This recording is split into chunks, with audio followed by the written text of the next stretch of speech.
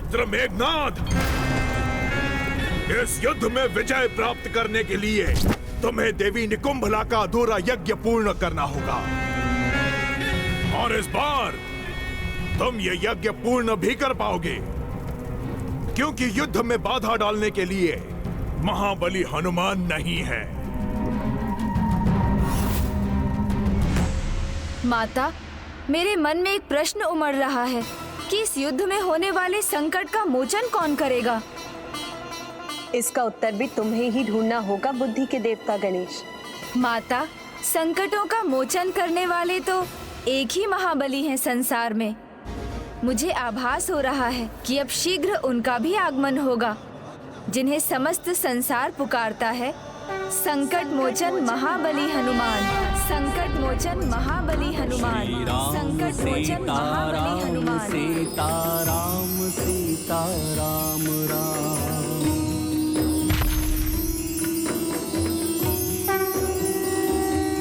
अद्भुत हो तुम गणेश, सत्य कहा तुमने। किंतु किसी भी महाबली योद्धा का सम्मान तभी जब उसे उचित समय और आवश्यकता पर युद्ध भूमि में बुलाया जाए, और ये सभी रावण की भावी योजना पर निर्भर करता है। मैं लंकापति रावण ये प्रतिज्ञा करता हूँ कि मैं प्रतिशोध लूंगा। मेघनाद, ये प्रतिज्ञा तुम्हारे पिता की नहीं, दशानन रावण की है।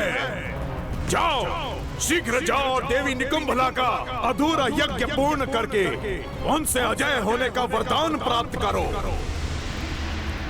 मेरी आज्ञा का पालन करो मेघनाद। अवश्य पिताश्री, किंतु एक समस्या है। यदि युद्ध के मध्य में मैंने अपना यज्ञ प्रारंभ किया तो कुछ भी हो जाए, मैं उस यज्ञ के अंत तक अपने किसी भी शस्त्र को प्रयोग में नहीं ला सकता। मेघनाद, ये समय किंतु परंतु का नहीं। तुम यज्ञ की चिंता करो, युद्ध की नहीं। जब तक रावण है, युद्ध हमारी मुट्ठी में होगा। पिताश्री, पिछली बार के समान मेरे यज्ञ में किसी ने बाधा डाली तो? बाधा जैसे शब्द तुम्हारे मुख से शोभा नहीं देते मेघनाद। स्मरण रहे कि बाधा जितनी बड़ी होगी, अवसर भी उतना ही बड़ा होगा। और वैसे भी मेरे रहते हुए तुम्हें चिंता करने की कोई आवश्यकता नहीं। मैंने 40 सहस्त्र सैनिकों से ऐसी व्यूह रचना की है जिसे भेदना असंभव है। यदि किसी ने इसे भेद भी लिया तो तब तक तुम्हारा यज्ञ पूर्ण हो चुका होगा। इसलिए जाओ और अपना अधूरा यज्ञ पूर्ण करो। दशानन परम योद्धा के साथ ज्ञानी भी हैं, ये सिद्ध कर दिया। अन्य असुरों की भांति बिना योजना के युद्ध करने का निर्णय नहीं लिया। अब मेरी विजय दूर नहीं। गणेश जी ने तो उचित कहा था, पिताजी रुकने वाले नहीं हैं।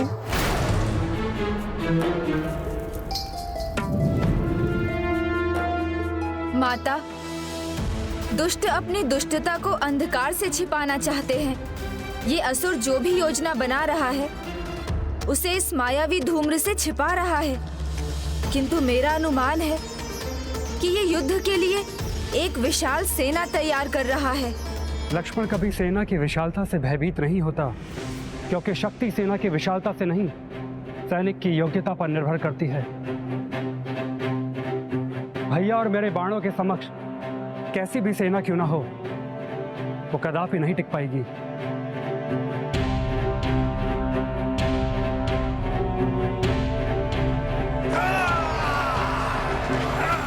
देवियों, आगे बढ़ो।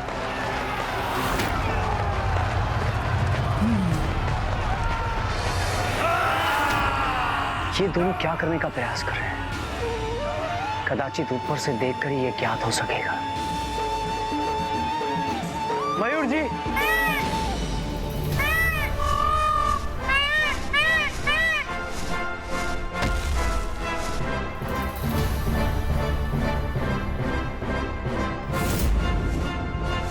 चलिए मयूर जी।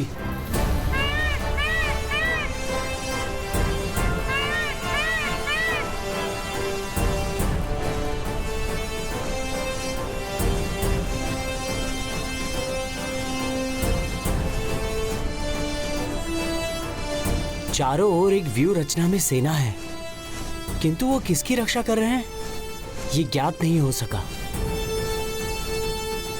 कुछ तो अवश्य अत्यंत भयंकर हो रहा है वहां। चलिए मयूर जी।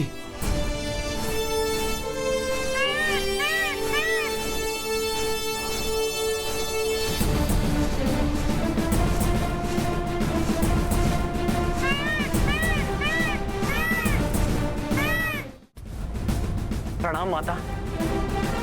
माता, वो असुर सेना एक गोलाकार व्यू की रचना कर रहे हैं और इस व्यू के केंद्र में सबसे अधिक सेना है। गोलाकार व्यू?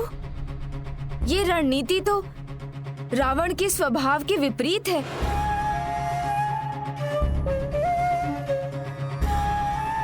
युद्ध में सीधा वार करना ही उसकी पहचान है।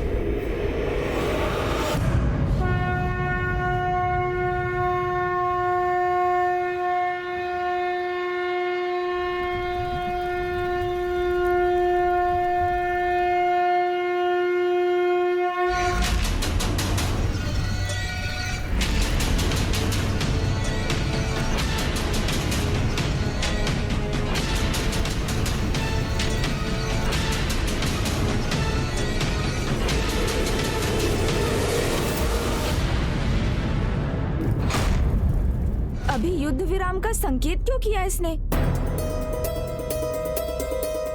एक ओर तो ये असुर सेना एकत्रित कर रहा है, एक व्यूह की रचना कर रहा है, और दूसरी ओर युद्ध विराम का संकेत भी दे रहा है।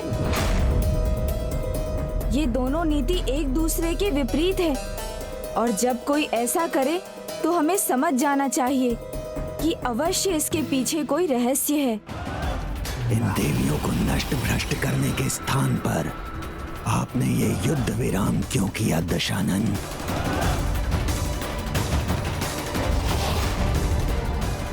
भंडासुर, आप तो महान असुर, महानायक हैं।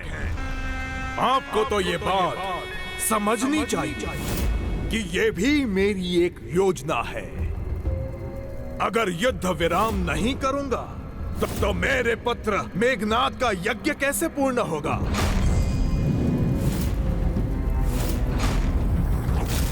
राम मर्यादा पुरुषोत्तम है और देवी पराशक्ति धर्म की पालक, दोनों धर्म से बंधे हुए हैं, और युद्ध विराम में शस्त्र उठाना धर्म के विरुद्ध है। बस इसी का लाभ उठाना है। मेरे पुत्र मेघनाद का यज्ञ पूर्ण होने पर अजय होने का वरदान प्राप्त करने तक प्रतीक्षा करेंगे, और उसके बाद होगा आक्रमण। आक्रमण।